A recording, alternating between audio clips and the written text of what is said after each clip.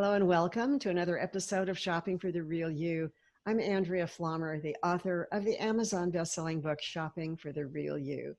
And I am delighted to have my guest today, Naomi Tickle. And I should say I'm tickled pink, but I'm sure you get that all the time, right? Oh, I do, and a lot more. Naomi is the author of an absolutely fascinating book called What Makes People Tick and Why. And the reason I know that my readers are going to be fascinated with this is because in our analysis of style and even coloring, we look to the bone structure and the facial features to give us some clues about who that person is. And this is what you do. So the subtitle for this book is The Answers Are in the Face. So the first thing I want to know is you do face reading. Where Yes. did this knowledge come from, and how did you get interested in it? Well, this actually started back in the 1940s by a judge in Los Angeles. And whilst in court, he saw a strong correlation between structure and personality. Huh. And then he, along with a team of men, did all the research behind it and came up with 68 traits with an 88% accuracy. And it goes across all cultures. And I came across this back in the 1990s, and I thought, oh, this is a lot of voodoo and what have you. Anyway, I went down and I had an assessment, and I was blown away by the accuracy. I mean, I've taken lots of tests over time, nothing compared to this. So a lot of these traits you can see at the time of birth, like music, writing, design, detailed, perfectionists, takes things personally, and plus many more. And once the child has passed puberty, all these traits are fully formed. Amazing. So we don't develop them over time. They're already in our how we are wired. We're like a computer. We're wired a certain way. And we look at people and say, well, why do they do that? Or why are they like that? This is the only tool that I know that really explains that. And I've studied with career counselors and tested it out, comparing this to other systems like Myers-Briggs and DISC and many of those tests you can take. And according to the subject studied, they said this is far more accurate than many of the tests they've taken. You know, that's so interesting to me because I have clients who swear by the Myers-Briggs work, and I've taken that test 5 or 6 times and I get different answers every time. That's right. Well, it depends what mood you're in, how you answer that question. Yeah. And there's a lot of questions. And I didn't find it worked particularly, and I hear that from a lot of people, but for some it does. And some of these other tests, like, many of the psychometric tests people take, the clients who come to me say, I'm totally confused. I don't know what to do. Can you help me? So there's got to be a huge amount of very practical applications for this information. I was fascinated when I read the book because I started looking at people's faces, and there are very specific things that has to do with certain proportions, like back of head, front of head, forehead, all these different things. Talk a little bit about the practical applications of this work in terms of relationships. You talk a lot about work, the kind of work you do. And I think something that's really valuable for people, how they relate to their children. Well, yes, I'd like to talk about the children first. As they say, you can see these traits at day one, and writing and music and design. And it helps parents to better understand their children. Now, the parent who has the critical trait or perfectionist trait, the outer corners of the eyes are lower than the inner corners. And sometimes it's both eyes, sometimes it's just one eye. It's going back in time, but Hugh Grant had that trait, and his one eye is much lower than the inner corner. So I often hear from children that were grown up with very critical parents. Parents don't hear themselves.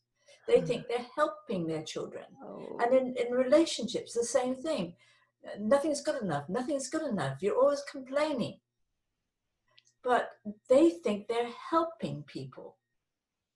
They don't hear the criticism in their voice, yet they grew up with parents who had this trait. These traits are inherited from your ancestors. So it's just how your brain is wired. And after a while, you start seeing the patterns. And so for children and parents, understanding their children better and guiding them as to which direction to take their career, or why they keep changing their career or changing their job, it explains it. Like I was talking to a teacher this morning, and she said she deals with children who have problems, emotional problems and learning problems. And I said, well, you know, let me share with what I do a few of the traits. And so many of these times these children are labeled, like if they have short legs and a long space, and this is measured from here to here. These are your restless children. Can't sit still. Go, go, go, go, go, go, go, go, go. I remember this little 2 or 3-year-old, his mother thought he had ADHD. And she came in and had an assessment. And I said, you need to take your child out and exercise, channel the energy. I love this. And it's the same with the 9-year-old kid. I met with his mother. She said he was about to be expelled from school. He's so disruptive, and he was disruptive at home. And I said, you need to get him out and exercise, whatever sports he enjoys doing. I saw him 2 weeks later. He said, it's no longer a problem. Because it just channels the energy. And so if you say to people, the kids, oh, why aren't you more like them? What's wrong with you? There's something, you know, my mother said that to me when I was a child. And I thought, I don't think there's anything wrong with me. I didn't know why I was different from my sister. That's the way it was. Couples. I can look at a couple and say, yes, they're compatible. Or I can look at them and say, yeah, here's, here are some challenges. Like this one man who had the critical trait. He came to my workshop and he emailed me the next week. He said, I heard myself for the first time. And he said, I immediately apologized to my wife for criticizing her.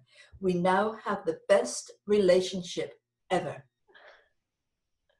And this is not a guess and by golly, it's all based on the structure of the face. We do have tools that when I see people in person, I measure the height, the width, and the position of the ears. From photographs, I mostly work from photographs now because but my eye is so trained, I can notice the difference, I can see the difference. And so for couples, it's a great way of getting to know each other. I remember being in Australia and seeing this couple getting married, and I thought, oh my gosh, how long is this going to last? There was just too many issues that were going to come up. And you fall in love with people, and you get so enwrapped in that you don't see the real. For career assessments, we have a computerized career program, which my husband designed, and it's based on Department of Labor guidelines for careers. And we enter the traits into the computer that matches up your traits with the careers that work for you. And I look for a 91% higher accuracy. And I remember this woman I worked with in England. Oh, it was very moving. She sent me her photographs, and then I spent an hour on Skype or Zoom to talk about over the trait or to discuss the trait. And I said to her, you have an amazing talent. I think you should do this. She broke down and cried. She said, I feel validated for the first time. Her father, she lives in England, wanted her to be in the police force. He said, I am not going to pay for you to go to college. You have to go into the police force. And she spent 20 years there, and she wasn't that happy. And she said, you've given me a reason to live. And it was so emotional. She broke down and cried. Or another young man who was brought into me, his grandmother sent him to me. He was having issues at school. He had a lot of emotions, and it would come explosively, and I can see that when people have those emotions. And he would be selling drugs and mixing with all these friends, getting him into trouble. And so she paid for him to come and see me. And I explained to him, you have an option here. You can go either this way, where you could end up in jail, or you could go this way, because he's a very bright young man. After the session, he broke away from his friends and took on a new life.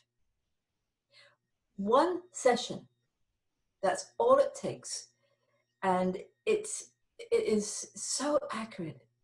I love doing this work because when I grew up in England, I went to boarding school at age 6, and I was so bored because academically it wasn't that stimulating. And at 16, I thought, I've had enough of this. I'm leaving. So I left school not knowing what to do. I tried this and that, and things didn't quite work out. But it wasn't until I discovered this system did I realize why, and this guided me into something where I did go to college later on and was studying psychology, behavioral psychology. This fits right in with that, and it's fascinating. So I should warn everybody, faces will never look the same again. It's true. I just feel like this opens up so much room for love instead of judgment. And so we look at people. When I see a person, I look at the potential that's there. And I remember this young lad in the grocery store, and I just looked at him and I thought, he should be in documentary films, all based on the traits. I don't do intuitive readings. A lot of people say, oh, come on, Naomi, you're intuitive and you're just denying it. No, I look at the structure. I like the science of this. And I went up to him and I said, what do you plan to do when you leave school? He was about 16, 17. He said, well, I don't know really. And I said, look, this is what I do. I think you should get into documentary films. His mother's standing right there with him. She said, I can't believe you're saying that. She said, next week he picks up the top award for the best documentary film in school. And he raises his thumb and says, yay! And this gets amazingly specific, doesn't it? Yeah. Same as like I was out in Atlanta, and I saw these people waiting, taking the suitcases in, whatever, I can't remember what they're called now. And I saw I don't like using this term, but he's black, he's from Africa. And I saw he had the gift to write. I thought, I have to share it with him because there's more to him than doing this. So I went up, explained what I do, and I said, you have a gift to write. He gets his arms, he flings them around me, gives him this great big hug, and his friends are going, what is he doing? He said, that's something I've always thought about. I said, you have a gift, go do it.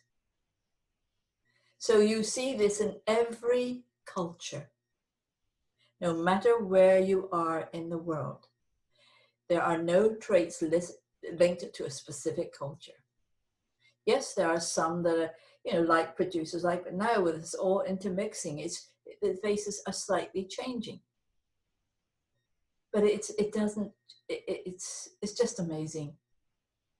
And, I could go on with all these stories of how this has really helped people in all areas of their life. Right up, my youngest client was about 2 or 3, and oldest one was about 92. And it's like this, thank you for doing this. It's changed my life. And for parents, understanding their children better, that is so important.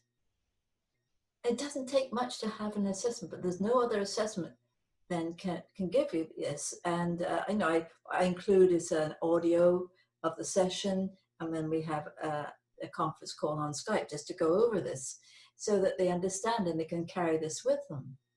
That was the other question I was going to ask you. Oh, and I wanted to, so in terms of ethnicity, I think I would imagine that as our melting pot is melting more, that people are their features are going to be pulling from different areas, so their options expand. In other words, as the next generations come up, they may have, they may carry characteristics from different cultures that give them abilities and interests that maybe their way back history culture had. Does that make any sense? But they don't. Those characteristics are already there in every culture. In every culture, doesn't matter where you are in the world, who you meet up with. That's perfect. And I've just had, I've worked with people all over the world: Africa, Australia, Saudi Arabia, name it, India, all over the world. It's just been amazing. That's why this is what I love by it. And sometimes if I see people in stores or on the street and I see they have potential, I have to reach out and share that with them. That's incredible. Because to keep it to myself is not going to help them at all. I wish I had met you when I was 15. It took me 52 years to come to my career, my real one. But I wanted to ask, how do people get in touch with you for a reading, and how long do the readings last? How long is the session with you? Well, they can contact me by email. It's NaomiTickle, no E on the end of it, Tickle, at AOL.com. So NaomiTickle at AOL.com. And I'll post that also with a link to the book on Amazon. And how long is the reading? How long is the session with you? Well, time we've done the audio, I spend about, putting the whole thing together, because they get a chart and a list of career suggestions, get a list of strengths and challenges. And it takes me about a couple of hours to go through this. Right. And it's a confirmation, an affirmation who people are. One thing I didn't talk about was the width of the face. Like, you have a narrow face. Mm-hmm. So you gain your confidence through knowledge. Once you know what you're doing, you're as confident as anybody. But facing something new is like, a wide-faced person like Trump, oh, I can do that, not a problem. Oh, what's wrong with you? Or it's a narrow-faced person's like, and the thing is, understanding that I say to people, everybody with this trait feels exactly the same. Interesting. It isn't your upbringing. It is how you are, what you're born with. But choice supersedes structure. This is so true, because I look at the 4 members of my family, and there's a thread that runs through them in my siblings, but we're all very different in terms of how we deal with new situations. So that's quite interesting. Yeah, it's, and I just have a company who's sending me photographs of their employees. They want to know how each other are interacting with each other. And I've worked with large companies, I've been on major television and TV shows worldwide. I've worked with IBM marketing division in England, all sorts of things. And it's, I just love it. I really enjoy it. And I offer these, I have been offering some face reading classes on Zoom. And so if anyone's interested, let me know. And I just set them up. I have this ski jump nose, so it's free. Ski jump nose people have a hard time charging for things or lower the fee. And so anyway, I just, at this time, with all this coronavirus going on, it's just a way of sharing the information with people worldwide. And that's my passion. Naomi Tickle, this has been fascinating, really fascinating, informative. I know my readers are going to absolutely love this. I hope people far and wide get this. I want to show the book again. It's called What Makes People Tick and Why. And Naomi is on the West Coast of the United States. So keep that in mind in terms of when you contact her for sessions.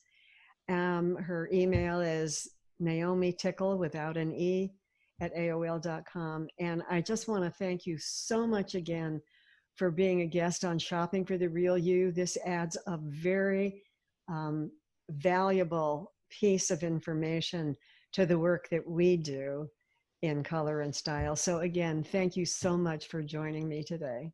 My pleasure, Andrea, and I really enjoyed meeting you. And why didn't you send me your photographs of your family? And I'm happy to give it to you as a gift. Thank you so much. Take care and join us again for Shopping for the Real You. Bye-bye. Goodbye.